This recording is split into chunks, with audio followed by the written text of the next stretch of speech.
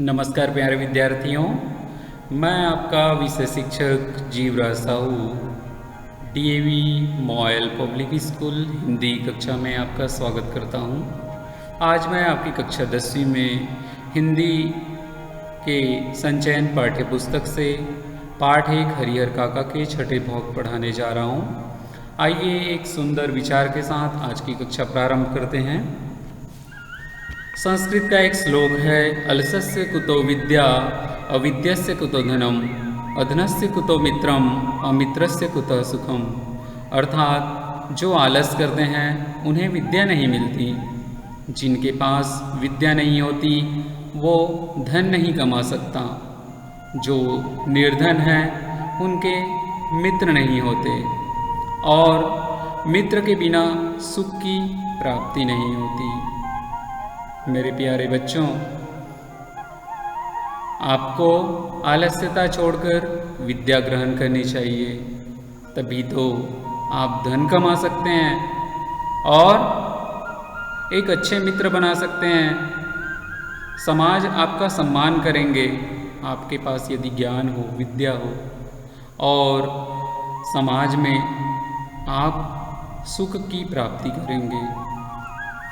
इस प्रकार से सारे सुखों की प्राप्ति के लिए विद्या ही एक अमूल्य धरोहर है, एक अमूल्य वस्तु है जिसको प्राप्त करके हम आगे बढ़ सकते हैं। आइए पाठ का प्रारंभ करते हैं। हरिहर काका भाग 6, लेखक मिथिलेश्वर जी है। इसके पूर्व वीडियो में हमने बताया था कि किस प्रकार से हरिहर काका का अपहरण करके ठाकुर बारी महंत लोग ले गए, साधु लोग ले गए हैं और किस प्रकार से उनके साथ अत्याचार होते जा रहा है। एक और ठाकुर बारी के भीतर जबरन अंगूठे का निशान लेने और पकड़कर समझाने का कार्य चल रहा था, तो दूसरी ओर सुबह सुबह पुलिस को लेकर हरिहर काका के तीनों भाई ठाकुर बारी धमक गए। जीप में तीनों भाई, एक दरोगा और पुलिस के 8 जवान उतरे। पुलिस इंचार्ज ने ठाकुर बारी के फाटक में आवाज़ लगाई, दस्तक दिया और कहा कि कोई है, दरवाज़ा खोलिए। लेकिन अंदर से कोई जवाब नहीं आया। अब पुलिस के जवानों ने ठाकुर बारी के चारों तरफ को घेरना चालू कर दिया। ठाकुर बारी छोटी रहती तो पुलिस के जवान आसानी से घेर लेते, मगर बहुत बड़ी ठाकुर बारी का फैला क्षेत्र घेरने में असमर्थ साबित हो रहे थे। फिर भी जितना बन पड़ा ठाकुर बारी को घेरना प्रारंभ किए। मोर्चा संभालने लगे, सुबह होने का इंतजार करने लगे। हरिहर काका के भाई ने सोचा था कि पुलिस को अब तो साथ ला लिए हैं, साधु संतों को रंगे हाथ पकड़ लेंगे कि किस प्रकार हरिहर काका का अपहरण कर लिए और उनके साथ अन्याय कर रहे हैं। लेकिन ऐसा कुछ नहीं हुआ। ठाकुर बारी के अंदर से एक रोड़ा भी बाहर नहीं आया।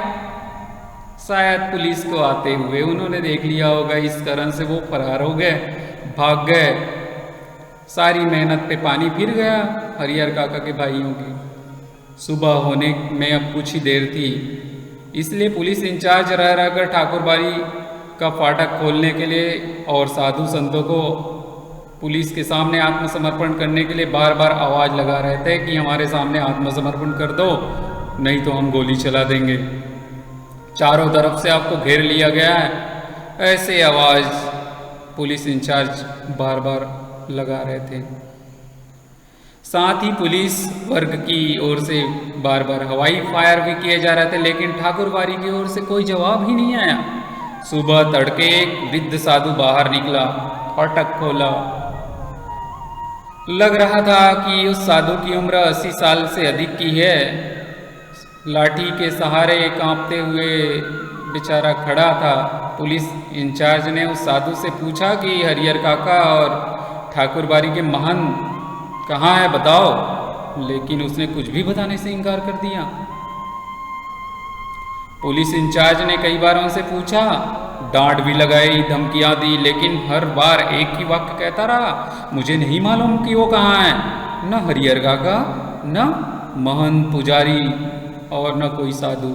ऐसे वक्त में पुलिस के लोग मार पीट कर भी अपराधियों से बात उगलवा लेते हैं। लेकिन साधु की उम्र तो लगभग 80-82 की थी। ऐसी उम्र देखकर पुलिस इंचार्ज बात को टाल देना ही उचित समझा। छोड़ो, जाने दो, क्या करना। और पुलिस इंचार्ज के नेतृत्व में पुलिस के जो जवान थे ठाकुर बाड़ी की बार बार तलाशी लेने लगे, लेकिन न तो ठाकुर बाड़ी के नीचे के कमरों में कोई पाया गया और न ही कोई छत में। सब तरफ से खोजबीन चालू हो गई। पुलिस के जवानों ने खूब छानबीन किया, मगर वो बूढ़े साधु के अलावा कोई दूसरा मिला ही नहीं। हरिहर काका के भाई बड़ी चिंता, परेशानी, दुख और आश्चर्य में गिर गए कि अब क्या होगा। ठाकुर बाड़ी के महंत हरिहर काका को कहाँ लेके गए होंगे, उनके साथ क्या सलूक करेंगे, उनके साथ कैसे व्यवहार करेंगे, क्या कर रहे होंगे। ये सारी बातों को सोच सोच कर हरिहर काका के भाई परेशान होने लगे। काफ़ी पैसा खर्च करके हमने पुलिस को अपने साथ लाया, मगर पुलिस साथ आ गई करके वो अंदर अंदर गर्व महसूस भी कर रहे थे। उन्हें लग रहा था कि हरिहर काका को अब आसानी से हम घर ले जा सकते हैं छुड़ाकर, और ये सारे साधु संतों जो महंत है, पुजारी, उनको जेल भेज देंगे। लेकिन ऐसा एक भी नहीं हुआ, और जो होना होता है वो होता ही है। ठाकुर बाड़ी के जो कमरे खुले थे उनकी पूरी तरह से तलाशी ली गई। जिन कमरों में चिटकनियाँ बंद थी उन्हें भी खोल कर देखा गया। एक कमरा जो सामने दिखा उसमें एक बहुत बड़ा ताला लटक रहा था। पुलिस, हरिहर काका के भाई, सब लोग एक जगह एकत्र हो गए और जो बूढ़ा साधु वहाँ पे था उनसे चाबी मांगने लगे, मगर उन्होंने तो फिर से साफ मना कर दिया, मेरे पास कोई चाबी वाबी नहीं है। जब उनसे पूछा गया कि इस कमरे में क्या, तब उसने जवाब दिया कि अनाज है, अनाज से भरा पड़ा है। पुलिस इंचार्ज ये सोच रहे थे कि कमरे का ताला तोड़कर देख लें। फिर उन्होंने धक्का देना चालू किया, दरवाज़ा को धक्का देना चालू किया। पुलिस के जवान तो थोड़ा सावधान हो गए कि अंदर से कहीं इस महंत साधु बाहर ना निकले और हम पर हमला कर दे। ताला तोड़कर कमरे का दरवाज़ा खोला गया। कमरे के भीतर काका जिस स्थिति में मिले उसे देखकर तो उनके भाइयों का खून खौल उठा, आग बबूला हो गए, वो क्रोधित हो गए।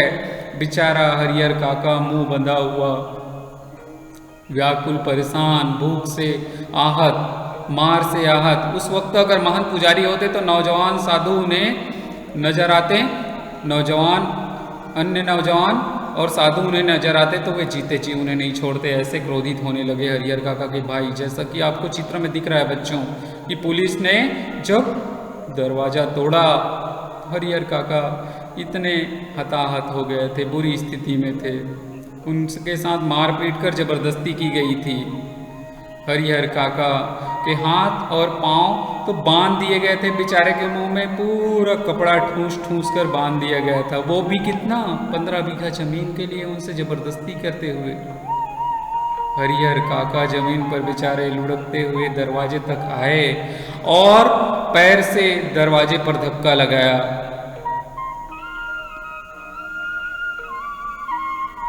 हरिहर काका के भाई काका को बंधन मुक्त किया, मुंह से कपड़े निकाले गए। हरिहर काका ने ठाकुर बाड़ी के महंत पुजारी और साधु की पूरी काली करतूत का पर्दाफाश किया। वो साधु नहीं, डाकू है, हत्यारे हैं, कसाई है। उन्हें इस रूप में कमरे में बंद करके गुप्त दरवाजे से भाग गए और सादे लिखे हुए कागज पर जबरन 15 बीघा जमीन के लिए उनके अंगूठे के निशान ले गए। ये साधु नहीं, देखो साधु की करतूत। हमें भी ऐसे लोगों पर कभी विश्वास नहीं करना चाहिए बच्चों। अब आगे क्या होगा इसको मैं अगले वीडियो में प्रस्तुत करूंगा। तब तक के लिए आप अपनी अभ्यास पुस्तिका निकालकर जो प्रश्न दिया है उनका उत्तर अपनी अभ्यास पुस्तिका में लिखेंगे। कहानी के आधार पर अपने विचार व्यक्त कीजिए कि समाज में रिश्तों की क्या अहमियत है, हमें बुजुर्गों और असहाय के प्रति कैसे व्यवहार करना चाहिए। जैसे यहाँ पर हरिहर काका के साथ बुरा व्यवहार हुआ, ऐसे ही हमारे समाज में किसी के साथ ना हो। इस बारे में अपने विचार अभिव्यक्त करते हुए अपनी बात स्पष्ट कीजिए। आज के लिए बच्चों इतना ही। बहुत बहुत धन्यवाद। अगले वीडियो में पुनः मिलते हैं।